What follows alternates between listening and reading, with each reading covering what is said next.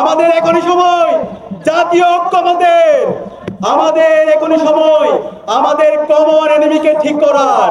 আমাদের এখনই সময় আমাদের শত্রু এবং মিত্রকে আইডেন্টিফাই করার সময়। আমি সবাইকে আহ্বান করব, আজকে বিপ্লব পরবর্তী 16 মাস পার হয়েছে।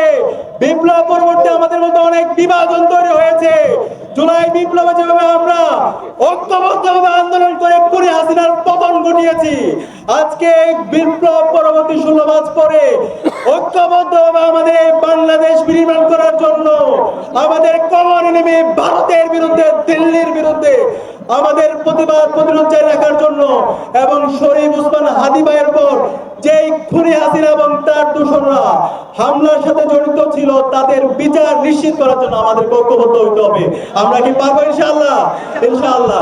আমরা কষ্ট লাগে আজকে 16 মাস পরে যে শহীদদের রক্তের উপর অন্তর্বর্তীকালীন সরকার তৈরি হয়েছে, সে অন্তর্বর্তীকালীন সরকার আজকে নাগরিকদের নিরাপত্তা দিতে ব্যর্থ হয়েছে।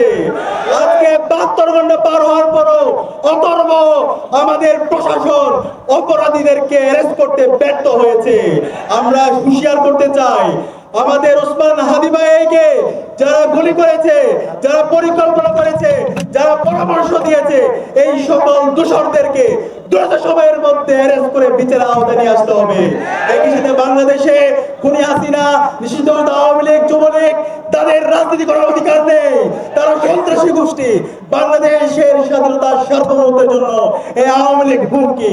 একই সাথে আমাদের সবাইকে আগামী দিনের বাংলাদেশ বিনির্মাণ করার জন্য এবং সুন্দর সুখী সমৃদ্ধ বাংলাদেশ বিনির্মাণ করার জন্য এবং ওসমান হাদি ভাইয়ের সন্ত্রাসী যারা হামলা করছে তাদের বিচার আওতায় জন্য ঐক্যবদ্ধ আন্দোলন সংগ্রাম জারি রাখার আহ্বান জানিয়ে আমি আমার কথা শেষ করছি। ইনকিলাব জিন্দাবাদ।